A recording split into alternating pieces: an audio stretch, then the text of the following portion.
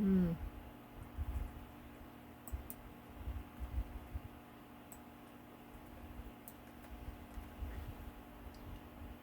오늘 노콘 뉴스예요. 노콘 뉴스 2026년도 7월 10일자 기사입니다. 김종인 한동훈 도왔다고 징계? 장동효 그러다 비극적 결말. 김종인 위원장이 상당히 미래를 보는 안목이 좀 높은 노인이죠.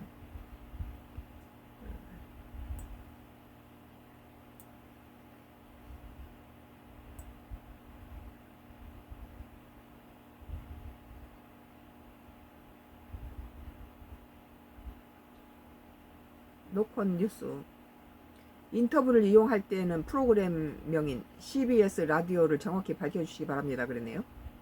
저작권은 CBS에 있습니다. CBS예요. 박재홍 CBS 박재홍 한판 승부 2부 문을 열었습니다. 여당은 본격적인 전당대회 야당이 국민의힘 징계 정치와 사퇴로 모두 혼란스러운 상황이긴 한데요. 과연 한국 정치는 현재 무엇을 만들어내고 있는가? 우리는 어떤 미래를 얘기하고 있는가? 질문을 해야 할 시간이기도 한 것 같습니다. 이 시간에 또 이 시대의 정치 큰 흐름을 말씀하시는 김종인 전 국민의힘 비대위원장을 모시고 말씀을 나눠보겠습니다. 김종인 안녕하세요. 박재원 건강하시죠? 요즘 김종인 괜찮아요 그랬네요. 박재원 다행입니다. 일단 오늘 윤석열 전 대통령의 대법원에서 그 체포영장 집행방해 혐의에 대해서 징역 7년이 확정됐습니다. 이 재판 결과는 어떻게 보십니까? 그랬네요. 김종인은 재판 결과라는 건 지금 대법원에서 확정이 됐으면 종전 같으면 그걸로 끝나는 게 아니에요. 그런데 최근에는 소위 국회에서 법을 새로 만들어가지고 재판 소원 제도라는 걸 갖다가 지금 가능하게 만들기 때문에 그러니까 대법원 판결에 대해서 불복을 하고 또 한 번 재판 소원 제도를 아마 헌법재판소에다 내려고 지금 생각하는 게 아닌가 이렇게 생각을 해요. 박재홍 이렇게 공정한 재판을 받지 못했다 하면서 검토하겠다 이런 얘기를 하고 있는 것 같은데 김종은 아니 그러니까 1심, 2심, 3심 사실 공정한 재판이 아니라고 생각하면 그 우리나라 사법제도 자체에 문제가 있는 거라고요. 그런데 그 사실은 그와 같은 것을 가능하게 만든 게 지금 민주당 국회에서 그렇게 만들어 놓은 거 아니에요? 재판소원 제도라는 걸 더 새롭게 만들어가지고 결국 이런 상황이 발생할 수 있도록 만들어 놓은 거죠. 법 왜곡죄라든지 재판소원이라든지 이런 부분이 과거 같으면은 이미 오늘 판결로 끝나는 거죠. 그런데 계속 재판을 해도 된다는 거죠. 꿋꿋하고 순복하고 그냥 하는 건 이건 또 다른 놀라운 소지를 만들었다. 그런데 그런 우려를 좀 말씀해 주시는 것 같습니다. 요즘 우리나라는 잘 돌아가고 있습니까? 이재명 대통령 잘하고 있나요? 김종인 내가 보기에는 이재명 대통령 본인은 나름대로 굉장히 적극적이고 열심히 잘하려고 애쓰는 것 같아요. 그런데 그게 과연 국민에게 제대로 먹혀 들어가는 건지는 국민의 뜻에 그게 제대로 받아들여져야 되는데 그게 실질적으로 받아들이지 않는 것 같아. 그러니까 최근에 여론조사에 볼 것 같으면 과거에 비해 지지도가 상당히 내려가고 있는 그런 현상을 보여주고 있지 않습니까? 이재명 대통령이 지금 요즘 많이 지금 지지도가 내려갔죠. 박재홍 3대 메가 프로젝트 사실 이 부분을 박정희 전 대통령 경제개발 5개년 계획 이거랑 비교하면 국가계획이다 이렇게 말씀들을 하고 있는데 김종인 아니 그러니까 시대가 지금 박정희 대통령이 경제개발 5개년 계획하고 중화공업을 하던 그런 시대하고 지금 경제가 달라요. 그리고 우리나라 경제 여건도 그때하고는 완전히 다릅니다. 그때 우리는 우리가 개발도상국에 있던 그런 상황이었고 지금은 이미 선진국에 진입이 돼 가지고 있는 상황인데 그때 그 사고방식을 가지고 지금은 경제를 다룰 것 같으면 내가 보기에는 성공하기 굉장히 어렵다고 봐요. 박재홍은 그래도 투자 규모가 4,700조고 또 대한민국 제일 큰 대기업 총수들과 함께 김종인 아니 그러니까 사실은 4,755조를 갖다가 앞으로 10년 동안 투자한다는 얘기인데 10년 동안 상황이 어떻게 변할지도 모르고 기업의 상황과 국가 경제 상황이 그대로 갈 수가 없어요. 그런데 지금 미리 그런 숫자를 제시한다는 것 자체가 사실 별로 의미가 있다고 난 보질 않아요. 맞죠? 10년 어떻게 장담합니까? 과연 국민이 4,755조를 투자한다고, 그러니까 거기에 굉장히 감탄하고 하고야 그렇게 기대해 보면 우리가 어떻게 되겠다고 그런 것이 나와야 되는데, 일반 국민은 현재 삶에 대해 굉장히 팍팍하게 느끼고 있는 게 지금 현실이다, 이런 거예요. 뭐 김종인 그 위원장이 상당히 나는 에, 뭐, 뭐 애지력이라든지 이런 그 판단력이 똑똑하다, 그렇게 생각해.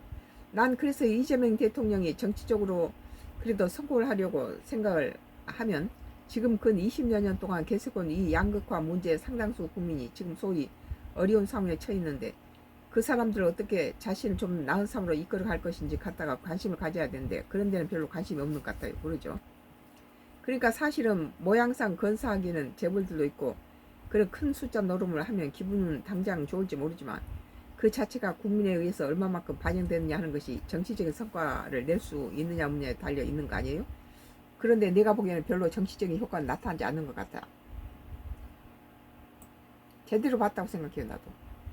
박지영, 그러니까 4,755조 투자하고 또 코스피 주식도 막 9,000포인트, 일반 포인트까지 가는데 과연 나의 삶은 나아졌는가? 체감하는 국민들의 숫자가 그렇게 많지 않을 수 있다. 김종인, 많지는 않는 거죠. 내가 보기에는 우리나라 국민의 절반 가까이는 지금 자기 생활이 어렵기 때문에 그와 같은 숫자 노름에 별로 그렇게 흥미를 보이지 않는 것 같아요. 이재명 대통령과 이재용 삼성전자 회장, 최태원 SK그룹 회장이 지난달 29일 청와대에 열린 3대 메가 프로젝트 국민보고서에서 기업 투자 계획 발표 후 손을 잡고 있습니다. 박지용, 그렇군요. 그런 분을 좀 더 정부가 더 관심을 가져야 된다, 이렇게 지적을 해주셨고, 당들 얘기를 해보겠습니다. 국민의힘 지금 장동혁 당대표가 올림픽 공을 넘어 전국을 돌면서 참정권 수호 집회에 참가하겠다. 그래서 선거 선관위 관리 부실 문제에 대해 뭔가 계속 전국적으로 캠페인 같은 걸 하려고 하는 것 같아요. 그런데 이 원장님 지금 정상적인 정치 아니다, 물러나야겠다고 이렇게 말씀하고 계시는데, 김종인 위원장이, 아니 그러니까 이 장동혁 대표 경우에는 사실은 지자체 선거에서 지금 패배했다는 거는 그건 사실이 아니에요. 그런데 그것을 인정할 것 같으면 자기가 자리에 물러나야 되겠으니까 자기가 물러날 생각이 전혀 없는 사람이에요. 맞아요. 자기가 지방선거 패배했다고 생각하지 않아요. 내가 보기에는 한동훈이가 부산 북갑에서 당선된 것은 부산 북갑 시민들이 이것은 장동혁에 대한 심판이라고 봐요. 그런데 그거 인정할 것 같으면 자기가 자리에 물러나야 되겠으니까 자기가 물러날 생각이 전혀 없는 사람이란 거예요. 우리 또 보기에 그렇게 보는 거예요. 그리고 마이너스 정치를 하고 있잖아요. 아니 그 똘똘 뭉쳐야 되는데 계속 자기 식구를 죽이고 뭐 징계를 하고 이 짓을 하면서 숫자를 빼고 있으니까 국민의 힘당을 지지하고 좀 거대 여당에 비해서 국민의힘당이 좀 제1야당을 힘을 실어줘야 된다고 생각하는 우리 같은 사람들한테는 장동영이가 참 뮤털이죠. 아이 뭐 더운밥 찬밥 가릴 것 없이 전부 세를 좀 불려야 되는데 있는 놈들 다 지하고 정적을 다 죽이고 있으니까 걱정스럽잖아요. 그러니까 어떠한 명분을 찾기 위해서는 지금 선관위의 잘못으로다가 투표용지 모자란 걸 그걸 가지고 지금 아마 대대적인 지금 자기 나름대로 정책 행동을 전개하려는 그런 것 같은데, 나는 그게 그렇게 자기에게 크게 유리하게 작용할 거라는 생각하지 않아요. 아주 김종인 위원장이 이 장동혁에 대해서 정확하게 꼬집었어요. 박지용, 그런가요? 그런데 안 물러나니까 안 물러나지니까요. 사실은 원래 이런 상황이면 되게 당대표들이 물러나는데 이게 어떻게 또 유지할 수 있는 것이지. 일각에서는 그래서 국민의힘 내부 원내 의원들이 너무 투쟁력이 약하다 혹은 이렇게 지적하거든요. 내가 보기에도 이렇게까지 안면 못 싸우고 이렇게 끈질고 찐득이 같은 사람 나 처음 봐요.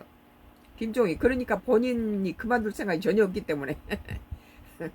박재홍, 원래 그런가요? 안 그만두면 끝나는 건가요? 그러니까 김종희, 그만두지 않는 명분을 여기저기서 많이 찾으려고 그런 거죠. 당내에서도 당외에서도 자꾸 그러니까 장애 투쟁도 하고, 당내에서 자기네 마음에 들지 않으면 해당 얘기를 했다고 그래가지고 윤리위에 제소해가지고 징계를 하겠다고 그런 거 아니에요? 이런 상황이 계속될 것 같으면 내가 보기에는 2028년 총선을 과연 어떻게 칠까 하는 걱정이 되네요. 그렇죠. 국민의힘당을 걱정하고 제1야당한테 그 거대 민주당을 갖다가 견제를 해야 되는 세력이 지금 이 장동혁이가 나갈 생각이 전혀 없고 이번에 그 선거가 장동혁이 가는 데마다 떨어졌어요. 오히려 오세훈 서울시장은 장동혁하고 선을 긋고 오히려 지지율이 올라갔잖아요. 한동훈하고 오세훈으로 인해서 민주당을 국민의힘당 지지율이 높았다가 요새 다시 20%로 떨어졌더라고요. 42%까지 올라갔다가 장동혁이 갖고는 안 되죠. 박정훈 그러니까 장동희가 계속 뭐 자기를 거부하는 사람을 가지고 징계를 하고 이런 짓거리 하는 것이 우리는 보기에는 너무 야비하다는 거예요.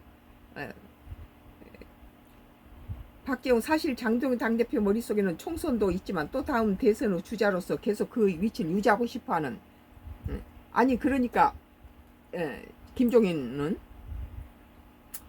이 장동혁 지금 대표 경우에는 다음 대선 주자도 자기 이름도 올라가 있으니까 그 목적을 달성하기 위해서 아마 끝끝내 버티려고 그럴 거예요.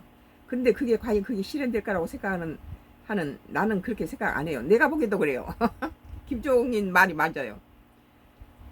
누가 당내에서 국민힘당 내에서 80% 70%가 장동혁이가 나가야 된다 스스로 물러나야 된다 하는 건데 당내에서도 그런데 누가 장동혁이를 찍어주겠습니까? 한동훈이가 23%고 오세훈이가 18%고 장동혁이가 3%예요. 어떻게 거기에 뭘 넘봅니까? 지 자신의 대선을 위해서 저러는데 아주 참 추하죠. 박재홍은 지금 또한 친한계 의원들에 대해서 징계 요청서를 본격적으로 심의하고 있다고 합니다.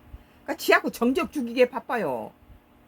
무소속인 한동훈 의원을 도왔다. 당시에 국민의힘 박민식 후보가 있는데 어떻게 국민의힘 의원의 자격으로서 어떻게 무소속 의원을 도울 수 있느냐 이게 징계 논리가 그렇거든요. 그러니까 김종인 글쎄요 내가 그게 무슨 당헌 당규 위반된다고 이렇게 판단할 수 있는지 그거는 나는 모르겠는데 한동훈 무소속 후보에 대해서 좀 심정적으로 도움을 줬다가 그래서 그게 과연 당의 징계 사유가 되는지 나는 그건 좀 잘 모르겠어요 원래. 그러니까 이 장동혁이 하는 짓이 너무나 참 유치하기도 유치하고 도저히 그 국민의힘당을 지지했던 사람이 장동혁 때문에 등을 돌려버리는 경우가 많았잖아요. 박재홍은 그런가요? 그러면 조경태 의원 같은 경우 국회 부부장에 나갈 때 박동훈 후보에 대해서 뭔가 잘못된 얘기를 했다 해서 또한 해당 행위를 했다 해가지고 지금 징계 올라와 있는데 이 조경태 의원 같은 경우 맞제소를 했습니다. 물러내야 될 것은 장동훈 대표다. 제명되고 탈당 출당시켜야 된다. 이렇게 주장하고 있는데 이게 지금 당 상황에 지금 뭔가 중심이 없는 것 같기도 하고 지금 서로 징계해야 된다. 내가 보기에는 조경태 의원을 가지고 자기를 갖다 찌른 사람은 다 징계감해요. 이게 국민의힘당이 장동혁 당입니까?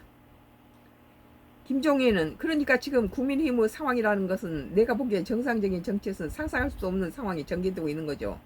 이 원인은 전부 장동혁이에요. 국민의힘당을 장동혁이 사당화시키고 있다는 거죠. 자기 자신을 물러나라든지 이러는 사람은 전부 다 징계감이에요. 자기 정적을 다 제거하고 죽이고 한쪽에서는 당대표도 내 책임을 지고 물러나라 이렇게 얘기하고 당대표는 난 죽어도 못 물러난다 해가지고 거꾸로 또 그런 소리를 하는 사람을 제명을 하겠다고 하는 이런 얘기까지 하는 거 아니에요?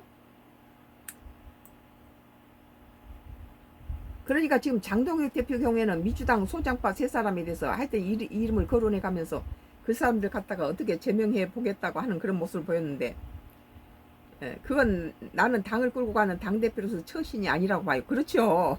당대표감이 아니란 거예요. 지 자신을 위해서 지 자신을 반대한 사람은 전부 죽이고 정치적인 그런 그 라이벌은 전부 죽이고 그런 거 아니에요 지금.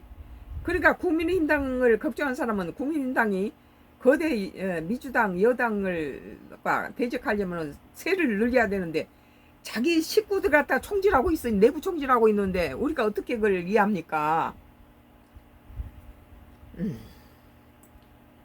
오늘 국민의힘 조경태 의원이 8일 국회 소통관에서 장동혁 당대표에 대한 윤리위 제소 관련 기자회견을 마친 뒤 기자들의 질문에 답하고 있다.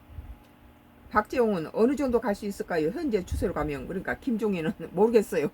지금 윤리위원회에서는 어떻게 판단할지 모르지만 윤리위원회라는 게 장동혁 대표가 다 임명한 사람들이니까 장동혁 대표 편에서 뭐를 판단할 수 있겠죠. 자기가 뽑아놓은 윤리위원들이 장동혁을 반대한 세력을 징계하라면 다 징계하는 거죠. 지금 나가야 될 사람이 장동혁인데 뭐 장동혁을 반대하고 나가달라 한 사람은 전부 다 징계를 해요. 지 입에 맞지 않는 사람은. 그런데 지난번 지자체 선거 전에 예를 들어서 배현진 의원이라든지 김종혁 전 최고위원 같은 경우에 윤리위에서 판단을 했는데 법원에서 가처분을 인용해가지고 그게 다 무효가 돼버렸는데 또 다른 그런 판단을 갖다가 해가지고 과연 당의 모습이 정상적으로 볼 수 있겠느냐 하는 것은 아마 좀 냉정하게 생각해야 할 것 같아요.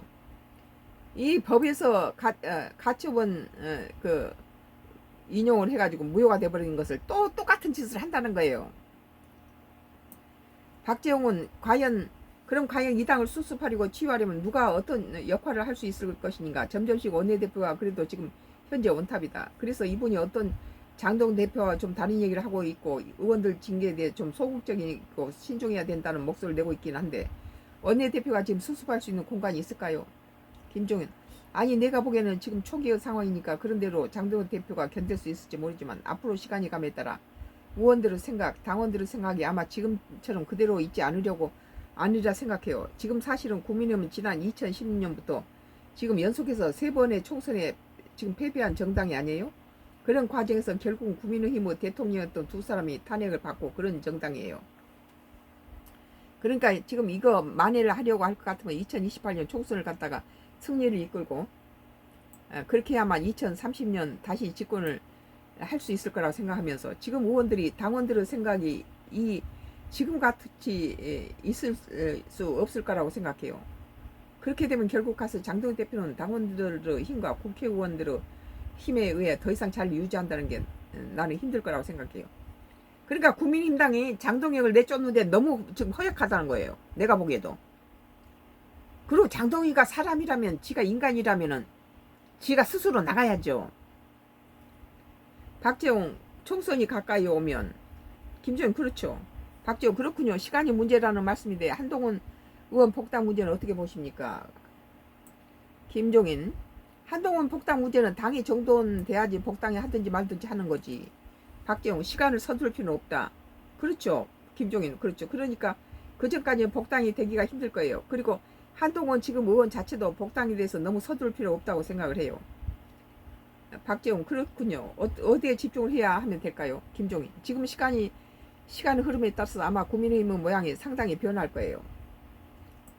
그건 내가 저 국민의힘에 대해 비대위원장을 하면서 경험한 건데 과거 박근혜 대통령 탄핵 관련해서 그때도 탄핵 찬성한 사람에 대해서 상당히 무슨 배신적인 그런 얘기들을 많이 했는데 시간이 감에 따라 그게 점점 없어지더라고요. 그러니까 사실 정당이라는 것이 집권의 목표가 아니겠어요? 박재홍 그러니까요. 김종 그런데 집권이 목표인데 그때까지 당의 지지도가 지금처럼 유지된다는 건 불가능하다고 생각하니까 당원의 생각과 내가 보기에는 우리 의원님들의 생각에 마음이 변할 거라고 생각해요. 그러면 예를 들어서 장동훈 대표는 의원총회에서 자기를 소위 내쫓는 결의를 하더라도 자기는 절대 안 물러난다고 그 얘기를 하잖아요. 그러나 그런 상까지 가게 되면 정치인으로서는 굉장히 좀 비극적인 상황을 겪을 수밖에 없을 거라고 생각해요. 그럼 박재홍님 비극적이라는 거 어떤 걸 말씀하시는지. 김종인 예를 들어서 결국 가서는 당원이나 의원들이 힘에 의해서 물러나는 그런 상황이 오는 거죠. 물리적으로 갖다 내쫓긴다는 거죠.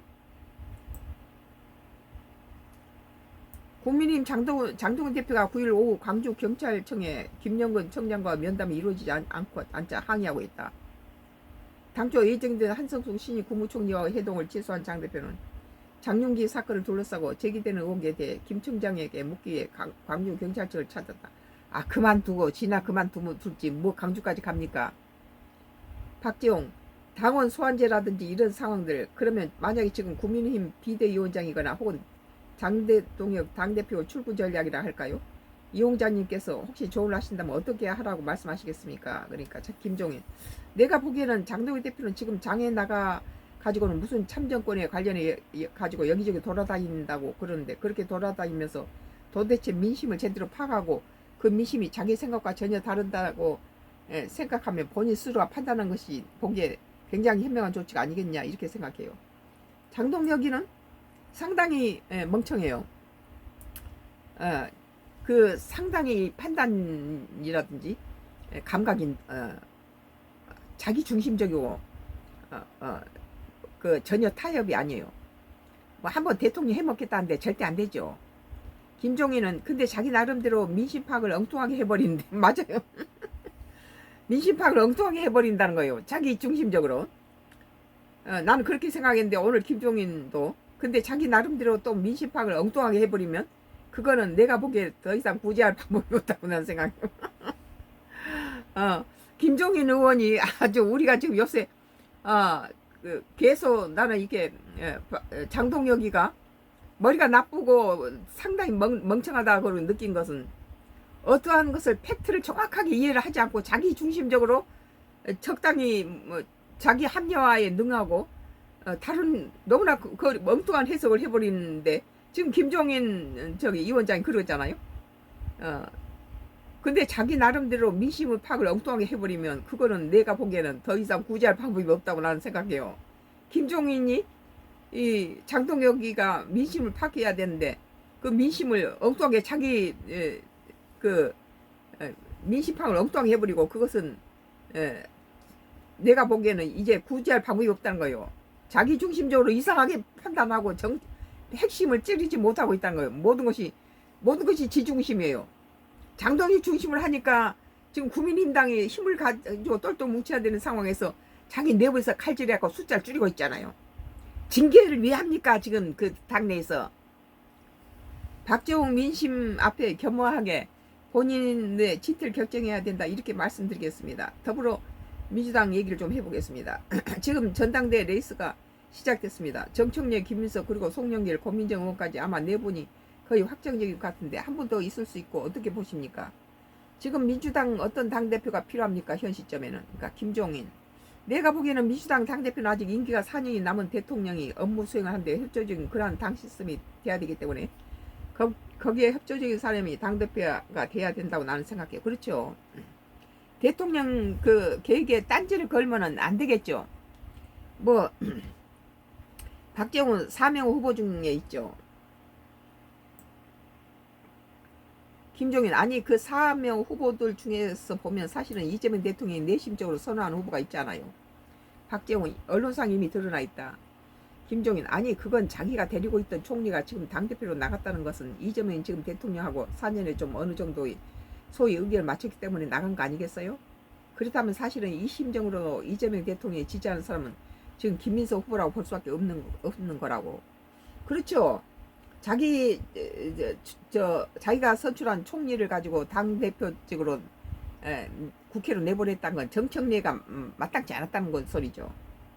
매사에 정부하고 이렇게 트러블이 생기고 부딪히니까. 박지원 그러면 실제 전당대회 결과에 김민석 후보가 굉장히 유리한 결과 김종인 내가 보기에는 아마 그렇게 나오지 않을까 이렇게 생각해요. 뭐 전 국민이 다 알죠. 이재명이 대통령이 이렇게 선출한 김민석 전 총리를 갖다 이 국회로 내보낸 것은 정청래를 잡아먹기 위한 거다. 내가 보기엔 그래요. 그리고 정청래가 계속 이재명 그 정부에 대해서 이재명 대통령을 공격을 많이 하니까 좀 위험한 폭탄이죠. 더불어민주당 차기 당권 주자들로 공식 출마 선언이 속속 이어지면서 8.17 전당대회 대진표가 윤곽을 드러내고 있다. 그러니까 더불어민주당은 이렇게 준비를 하고 있는데 국민의힘당 장동현 뭐 하고 있습니까? 국민당을 죽이고 있다는 거예요. 준비를 안 하고 무슨 당내에서 징계 이미 법원에서 다 이게 가처분 신청한 거 다 무효로 다 살아났는데 또 징계를 한다는 거예요. 징계할 사람 장동혁이죠. 왼쪽부터 목포 동부시장을 방문한 김민석 전 총리, 국회의원 회관에서 열린 정책토론회에 참석한 정청래 전 대표, 당사에서 출마 선언한 송영길 의원, 국회 수통원에 출마 선언한 고민정 의원, 교수. 박재홍 그렇군요. 근데 지금 보면 뭐랄까요? 그래도 집권 여당은 전당대회이기 때문에 중요한 정책 논의쟁도 필요하다 이런 얘기 많이 나오거든요. 어떤 얘기를 좀 하면 좋을까 말씀해 주세요. 김종인 위원장이. 아니 그러니까 사실은 지난 1년 동안 지내면서 당대표와 대통령과 관계가 그렇게 썩 매끄럽지 못했던 건 사실이고요. 내가 지적했던 부분 그대로 말하네요. 그러니까 이재명 대통령 입장에선 참 총리 하던 사람을 사퇴하게 하고 결국 당대표에 출마시킨 게 아니겠어요? 그 당과 정부가 자꾸 부딪혔죠.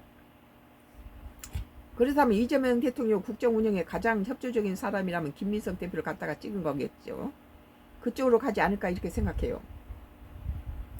그리고 내가 보기에는 지금 새롭게 출범한 송영길 전 대표나 이런 사람도 결국은 정청래 현 대표에 대한 공격의 사슬을 갖다가 굉장히 강하게 얘기하고 있기 때문에 결국 가서 김민석 후보에게 유리한 영향을 미치지 않나 이렇게 봐요. 뭐 정청래가 자기는 노무현의 뭐 저기 노무현의 뭐 저기 개파로 이렇게 자기가 하니까 송영길은 자기는 무슨 뭐 진짜 자기가 누구다. 그리고 김민석은 자기는 김대중 키드다. 이러고 있죠. 그러니까 정청래를 겨냥해서 정청래를 작게해서 송영길도 내보냈다 그래요. 내가 보기에도 그렇게 생각해요. 김민석 후보를 갖다가 당선시켜서 정청래와 반대된 표를 갖다가 잡아먹기를 해서 김민석에 유리하게 한다 그렇게 나는 봐요. 만약에 송영길이가 나오면 정청래 표를 긁어먹죠. 박재홍 지금 투표제가 나오거든요. 선호 투표제 그러니까 최종 결선으로 가는 사람 50% 넘는 사람이 없을 경우는 선호 1순위, 2순위, 3순위를 기록한 선호 투표제를 통해서 최종 결선자를 뽑겠다 이 얘기가 나오는데 이 원장님이 이 제도 어떻게 보십니까? 이게 특정인에게 유리할 수 있을까요? 김종은 제가 보기에는 저는 그게 김총로 후보 쪽에서는 자기에게 불리하다고 생각하니까 반대하는 거 아니겠어요? 그렇죠. 박재홍 실제로 그렇게 작동될까요? 김종인은 내가 보기에는 무슨 자기 최고위원회에서 최종적인 결정을 한다고 그러는데 그거는 두고 봐야 아는 거죠. 박재홍은 이제 실제로 진행돼야 봐야. 김종인 내가 보기에는 선호제를 하나 선호제를 안 하나 내가 보기에는 결과는 거의 비슷하다고 생각해요. 박재홍 그런가요? 예, 현재 파는 흐름을 봤을 때 이미 특정 후보를 향해서 유리한 국민으로 간다. 그런데 현재 이성윤 최고위원이 근데 김민석 후보의 계엄 당일 행적에 대해서 문제를 제기하고 있습니다. 밤 10시부터. 김종인 글쎄 나는 그 자체가 계엄 당일에 계엄 해제 표결을 김민석 의원이 참석했느냐 안 했느냐 그 자체가 무슨 당대표 선출하는데 별로 큰 영향이 있다고 보지 않아요. 그 하나의 구실을 삼기 위해서 이성윤 의원이 그 문제를 제기했는지 모르지만 그거 가지고는 무슨 지금 당대표 선출이 크게 영향을 미친다고 생각 안 해요. 박재홍 그러니까 계속 네거티브가 있었다 할지라도 김종인 그런 거죠. 박재홍은 큰 영향을 끼치지 않을 것이다. 또 하나는 쟁점은 보안 수사권 문제입니다. 사실 오늘 민주당 그 형사소송법 개정안에 대한 내용을 발표하기는 한 것 같은데 이 원장 입장은 어떠십니까?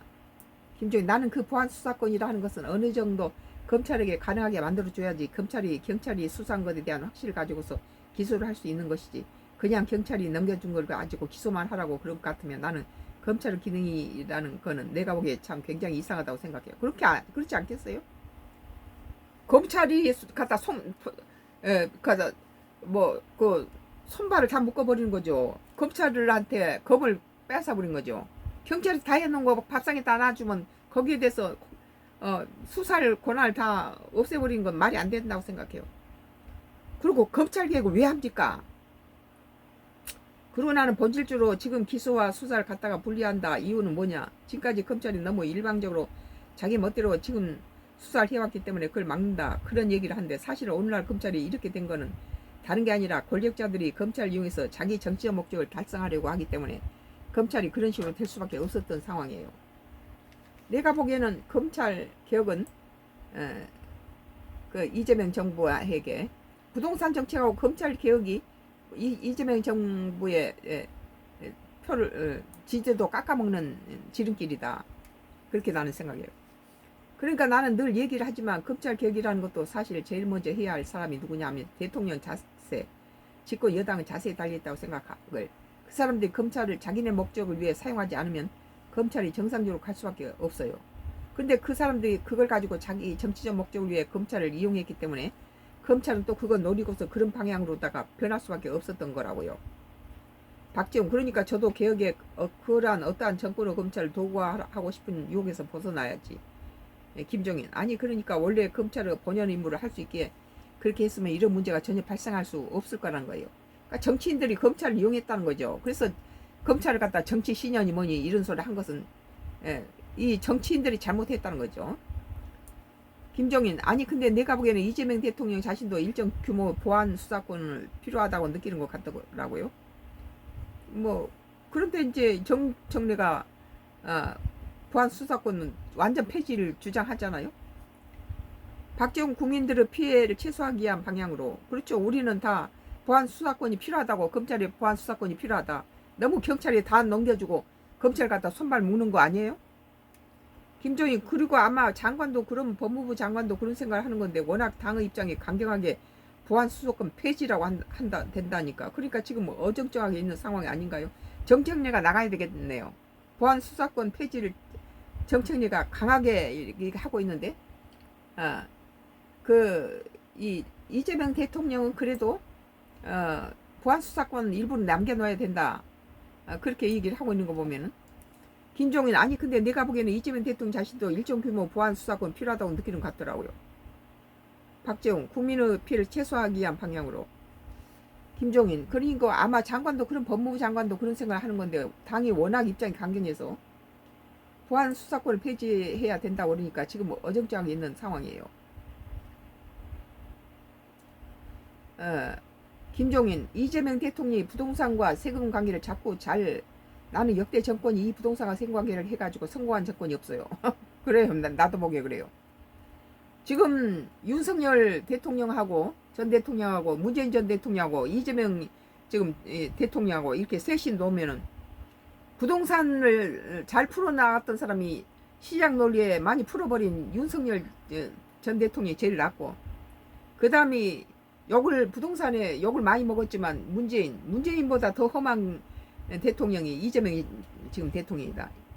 이 73% 지지율을 올렸던 이재명 대통령이 47%까지 떨어진 것은 부동산하고 지금 검찰 개혁, 마음대로 지멋대로 법을 바꾸고 이 짓 하는 거 우리 국민이 뭐 이런 외교라든지 여러 부분에서 우리 한국의 위상을 높이는 데에서는 이재명이가 엄청난 그 파워를 가지고 국제 정세에서 굉장히 중요한 위치를 차지하고 우리나라 위상을 살렸다고 나는 보는데, 근데 이거 부동산 정책하고 이 검찰 개혁에 이것은 낙지점이다.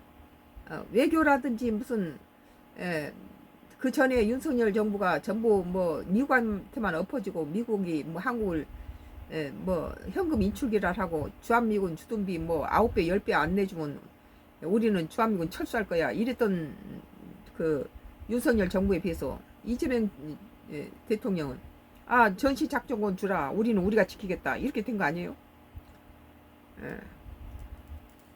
그래서 그러니까 부동산을 세금을 통해 잡으려고 하는 시도, 김종인, 그건 불가능한 것을 가능한 것처럼 얘기하는 거죠. 그러니까 해당되는 사람 뭐 기분만 나빠지게 되니까 이번 선거 결과를 볼 것 같은 오세훈 후보가 전부 다 한강변에 아파트가 많은데 재건축 라인, 그러니까 그런 데서 표를 많이 얻어가지고 당선됐다는 거 아니에요? 그러니까 그 한강 그 주변에 한강변에 그쪽에 전부 이렇게 오세훈을 갖다 지지했죠. 강남 3구하고 한강변에서 전부 다 오세훈을 지지한 거죠. 김종인, 그러니까 그런 데서 표를 많이 얻어서 당선된 게 아니겠어요. 박지원, 그러니까 앞으로는 현 정부에서는 2년 후에 총선을 준비해야 하는 상황인데 다음 총선에 역시 부동산 문제가 중요한 이슈가 될 것 같아요. 이재명 정부가 지금 부동산 정책을 이런 식으로 1가구 1주택까지 목을 재면서 끌고 간다면은 다음에서는 민주당 잡기 어렵고 또 이렇게 되면은 지금 윤석열 짝 날 수 있다. 그렇기 때문에 이재명 연임해도 좋다고 생각했던 사람이 왜 자꾸 이렇게 바뀌어버렸냐. 뭐 검찰 개혁이라든지 이 부동산이 이재명 지지도를 이렇게 73%까지 올라갔던 이재명 지지도를 47%까지 떨어뜨렸다. 나는 그렇게 봐요. 김종인, 그러니까 내가 보기에는 더 이상 이 문제를 거론 안 하는 것이 대통령도 그렇고 민주당도 그렇고 해마다고 나는 생각해요. 김종인이 똑똑해요. 정확하죠. 박재홍, 거론을 안 한다는 건 어떤 말씀인가요? 그랬더니 김종인, 나는 내가 스스로 경험해 본 사람이에요. 노태우 대통령 때 아마 지금보다 더 세금을 가지고 부동산에 대해서 많은 일을 했어요. 그러나 그게 안 되는 거예요. 안 되는 데서 결국 가서 세금을 집어 치워버리고 다량의 조치로다가 부동산 투기를 갖다가 진정을 시킨 건데, 박정우 어떻게 잡아야 됩니까? 정부로서는 그러한 부동산 문제를 잡겠다라는 정책 방향이 있는 것 같은데 시장에 맡게 됩니다. 내가 시장 논리에 맞춰야 된다는 소리를 수도 없이 했어요. 근데 오늘 김종인도 나하고 같은 주장이네요. 아니 우리가 최근 경험을 보면 사실은 2021년 서울시장 보궐선거 때 그때 사실은 민주당이 오세훈 의원한테 형편없이 지게 된 게 다른 게 아니에요. 문재인 정부의 부동산과 세금이 잘못돼가지고 그렇게 된 거 아니에요? 박지원 부동산 3법. 김정은, 그럼요. 박재홍, 그러면 이재명 정부 역시 지금 총선이나 앞으로 향후 4년 후에 대선을 앞두고 그리고 어떠한 무리한 세금 정책이라든지 이런 거 절대 하면 안 되는 거죠. 그러니까 김종인, 아니 그러니까 실질적으로는 실현도 못하면서 말을 너무 많이 해가지고서 그래가지고 서울시장을 선거를 막힌 거죠. 박재홍, 그럼 어떻게 해야 됩니까? 더 이상 정책에 대한 얘기를 어떤 담론 자체를 거론되지 않게 하는 것이 가장 현명한. 김종인, 아니 나는 사실 그래요. 내가 지금 2021년 서울시장 보궐선거에서 민주당이 지고 난 다음에 당시 정무수석하던 이철희 수석이 날 찾아와서 이게 어떻게 해결돼야 되냐 그랬더니 내가 그랬어요. 당신네들 그 잘못된 부동산 세금 정책을 갖다가 다시 원점으로 해결시키지 않으면 절대 안 된다고 그랬는데, 그게 못하고 나니까 대선에 당시 이재명 후보가 서울에서 윤석열 후보한테 5% 지고 만 거예요. 그것이 아니에요? 나는 지금 이재명 정부가 원래 윤석열 정부 때 부동산 그냥 시장 논리에 맞추면 이재명 정부가 지금까지 갖고 있는 부동산 뭐 일가구 이택에 무슨 보유세 뭔세 이거 다 뭐 대출이니 뭐니 이런 것들 전부 다 원사복귀 그냥 해놓으면은 다시 이재명 그 정부의 지지율이 높아질 거라고 나는 생각해요. 박재홍, 결국 부동산이다. 그리고 과학의 어떤 세금을 통한 잡으려는 정책은 하면 안 된다. 이런 말씀을 듣겠습니다. 오랜만에 뵙습니다. 김종인 전 국민의힘 비대위원장이었습니다. 그랬네요. 오늘 참 쓸만한 소리 많이 들었네요. 이 노컷 뉴스에서 김종인하고 한동훈 도왔다고 징계, 장동혁 그러다 비극적 결말. 2026년도 7월 10일자 기사. CBS예요. CBS 라디오. 김종인, 장동혁 비극적 결말 맞을 수도 한동훈 복당에서 노컷 뉴스 CBS예요. 썬가크로스 나이 정치 코멘트였습니다.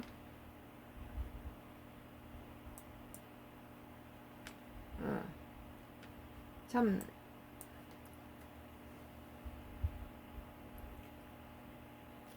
커피를 한 잔 줘.